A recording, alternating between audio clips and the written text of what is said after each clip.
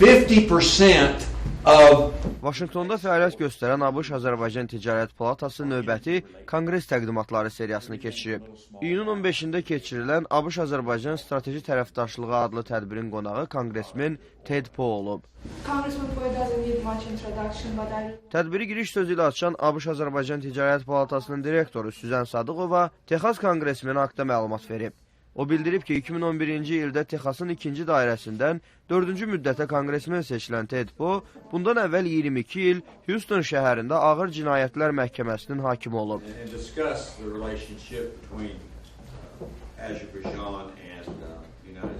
Çıxışına Rusiyanın tənqidi ilə başlayan Konqresin Xarici Əlaqələr Komitəsinin Terrorizm, Silahsızlaşdırma və Ticarət Alt Komitəsinin sədri Ted Poe deyib ki, Moskva Avropaya alternativ qaz təchizatı olmasını istəmir. Bu kontekstdə Azərbaycanın qaz ehtiyatlarının mühümlüyünü vurğulayan konqresmenin sözlərinə görə ABŞ və Azərbaycan qazı birlikdə satmağa çalışmalıdır. Növbəti 20 il ərzində dünyanın 30% daha çox enerjiyə ehtiyacı olacaq. Biz daha çox enerjidən istifadə edirik. Ona görə də daha çox enerji mənbələri tapmalıyıq. Bu tələbatı ödəmək üçün enerji hasılatçıları olan ABŞ və Azərbaycan birgə çalışa bilər. Hazırda Avropaya gələn qazın Gazpromun inhisarında olduğunu dilə gətirən konqresmen Ted Poe, TANAP layihəsinin həyata keçirilməsinin mühümlüyünü vurğulayıb. O deyib ki, ortaq maraqlara xidmət edən bu boru xətti Azərbaycandan İtaliyaya dək uzana bilər.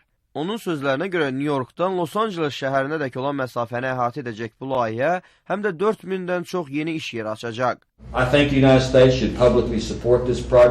Fikrimcə, ABŞ ictimai şəkildə bu layihəni dəstəkləməli və bunun baş tutması üçün əlindən gələni etməlidir. Diplomatlarımız bu istiqamətdə ciddi çalışmalıdırlar. Bu fəaliyyət həm bizim öz ölkəmizin, həm də Avropadakı müttəfiqlərimizin milli təhlükəsizliyinə yardım edə bilər. Konqresmen ABŞ-la Azərbaycan arasında əlaqələrin yalnız enerji ilə məhdudlaşmadığını bildirib.